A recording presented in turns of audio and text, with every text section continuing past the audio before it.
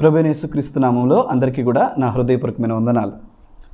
ఈరోజు కూడా మరొకసారి దేవుని వాక్యాన్ని మీతో పంచుకోవటానికి నాకు ఇచ్చిన అవకాశాన్ని బట్టి దేవుని ఎంతగానో స్తుతిస్తూ ఉన్నాను. యెషయా గ్రంథం 41వ అధ్యాయం 10వ వచనం. భయపడకు, నేను నీకు దేవుడై ఉన్నాను, దిగులు పడకు, నేను నిన్ను బలపరుతున్నాను. మనిషికి అతిపెద్ద శత్రువు బయట లేడండి. మనిషికి అతిపెద్ద శత్రువు మరి ఇరుగు పొరుగు వ్యక్తో లేదా మరొక మనుషుడో కాదండి. మనిషికి అతిపెద్ద శత్రువు వానిలో ఉన్న భయమే. అన్నింటికంటే కూడా ఈ భూమి మీద అతిపెద్ద శత్రువు మనిషి కంటే ఎవరు ఉన్నారంటే భయం. ఈ భూమి మీద భయపడని వ్యక్తి లేనే లేరు. ఒకే ఒక్కరు భయపడకుండా జీవించారు. ఆయన పేరే యేసుక్రీస్తు ప్రభువులవారు.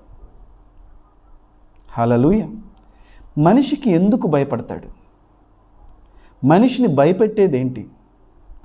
మనిషి జీవితంలో భయాన్ని రావటానికి గల కారణం ఏంటి?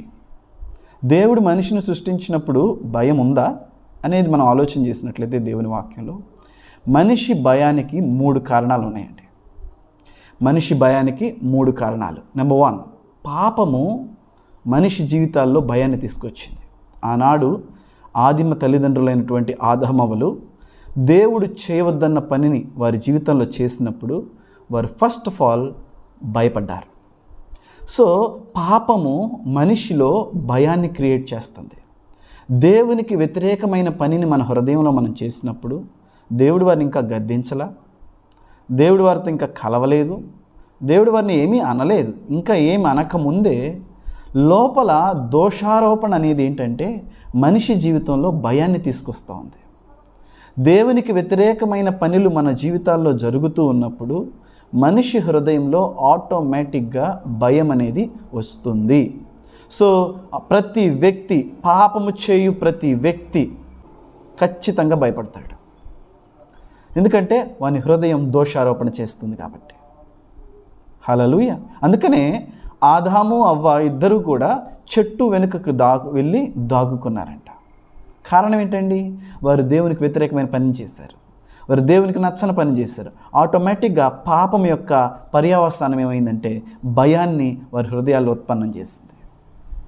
ఆ క్షణం నుంచి మనిషి భయపడటం ప్రారంభిస్తూ ఉన్నాడండి. దేవునికి స్తోత్రం. హల్లెలూయా. కానీ సువార్త ఏం చెప్తుందంటే, సిలువ వార్త ఏం చెప్తుందంటే, యేసుక్రీస్తు ప్రభువారు మన కొరకు పాపగ్రాహి అయ్యాడంట.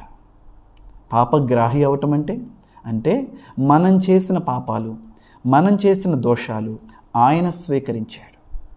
అందుకనే వాక్యం అంటుంది, పాపమెరుగని ఆయన మన కొరకు పాపమయ్యాడంట. సో మన హృదయంలో ఏదైతే భయాన్ని క్రియేట్ చేస్తుందో ఆ పాపాన్ని యేసుక్రీస్తు ప్రభువారు స్వీకరించారు. ఎప్పుడైతే మనము దేవా నా పాపాన్ని నువ్వు భరించావు అని మనం దాన్ని గుర్తించి ప్రభు అయిన యేసుక్రీస్తు ప్రభువుని సొంత రక్షకుడిగా స్వీకరిస్తామో పాపము వలన వచ్చు భయము ఇక మనల్ని ఏలుబడి చేయదు. అందరూ కూడా వ్యభిచారం చేత పట్టబడిన స్త్రీని రాళ్ళు తీసుకుని కొట్టాలని చంపాలని చూశారు. యేసు ప్రభువారు అన్నారు, మీలో పాపం లేని వారు రాయండి అన్నారు. అందరూ వదిలేసి వెళ్ళిపోయారు పాపం చేత గద్దించబడి. అప్పుడు యేసయ్య ఆమెతో అన్నాడు, ఇక పాపము చేయకు. అయిపోయింది. ఇక పాపము చేయకు. యేసుక్రీస్తు ప్రభువారు మన పాపాన్ని క్షమిస్తాడు. ఇక మనము పాపం చేయనప్పుడు మనం ఎప్పటికీ కూడా భయపడాల్సిన అవసరం లేదు. నేను చెప్పానో ఇంకెవరైనా చెప్పారనో మన భయం పోదు కదండి. లోపలున్న పాపం పోతేనే మన భయం పోతుంది. లోపలున్న పాపానికి పశ్చాత్తాపం జరిగితేనే మన భయం పోతుంది, లేకపోతే భయం పోదు. రెండవ కారణం ఏంటయ్యా అంటే మనిషి జీవితంలో భయానికి వారికి ఉన్న బలహీనతలు ఎందుకు వచ్చాయి? ఆ బలహీనతలకు కారణం ఏంటి? ఆ బలహీనతలకు కారణం కూడా పాపమే. అంటే శారీరకంగా బలహీనమవుతున్నాడు, ఆర్థికంగా బలహీనమవుతున్నాడు, సమాధానం అంటే కుటుంబంలో విచ్ఛిన్నాలై అనేకమైన సమస్యలు వచ్చి సమాధానాన్ని కోల్పోయి భయపడతా ఉన్నాడు. ఆరోగ్యపరంగా, ఆర్థికంగా సమాధానాలు ఏమొచ్చి ఇలా మనిషి జీవితాల్లో అనేకమైన భయాలు ఉత్పన్నమవుతూ ఉన్నాయి. ఎవరు పరిష్కరిస్తారు? ఎవరి వల్ల అవుద్ది?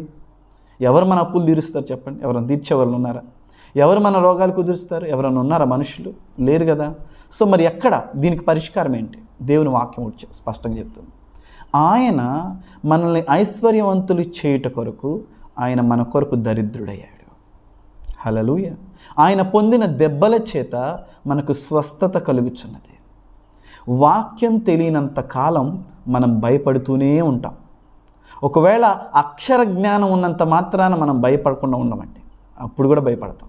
అక్షర జ్ఞానం మనలో ఉన్న భయాన్ని తొలగించదు. ఆత్మ జ్ఞానం మనలో ఉన్న భయాన్ని తొలగిస్తుంది. అంటే వచనం తెలిసినంత మాత్రాన మనలో ఉన్న భయం పోతుందా? కాదు. ఆ వచనాన్ని మనం ధ్యానించి దివారాత్రులు దాన్ని మనం భుజించినట్లయితే ఆ వచనం మనలో ఉన్న భయాన్ని వైదొలిగింపచేస్తుందండి. Praise God. ఆయన పొందిన దెబ్బల చేత నాకు స్వస్థత అనే వచనాన్ని మనం ఎన్నిసార్లు ధ్యానిస్తే అద్భుతం జరుగుతుంది.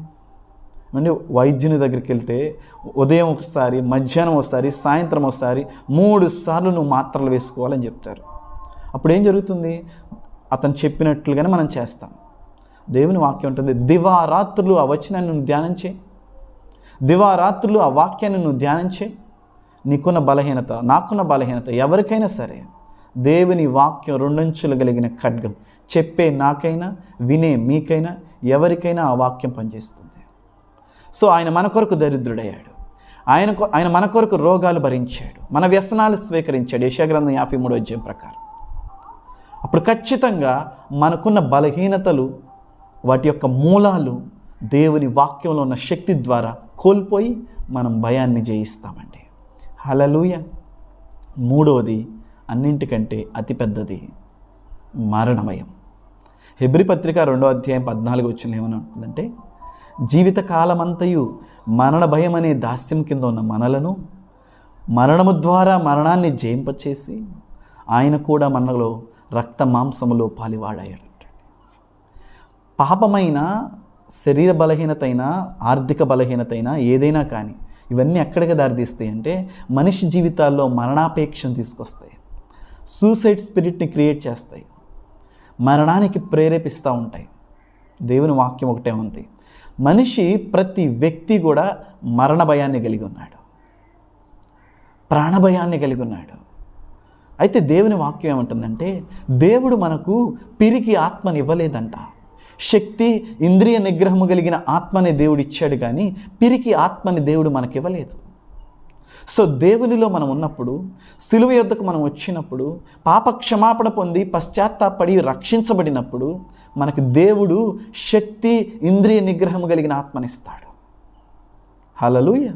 సో మరణాన్ని జయించి లేచిన వారు ఎవరూ లేరు, మరణ భయాన్ని జయించిన వాళ్ళు ఎవరూ లేరు. కానీ యేసుక్రీస్తు ప్రభువారు మరణాన్ని మరణము ద్వారానే నశింపచేసి మృత్యుంజయుడై తిరిగి లేచి మరణము ద్వారా వచ్చే భయాన్ని సైతం మన జీవితాల్లో వైదొలిగింపచేశాడు. ఒక విషయాన్ని గుర్తుపెట్టుకోండి, దేవుడు మీకు పిరికి ఆత్మనివ్వలేదు. దేవుడు మనకు శక్తి, ఇంద్రియ నిగ్రహము కలిగిన ఆత్మనే ఇచ్చాడు.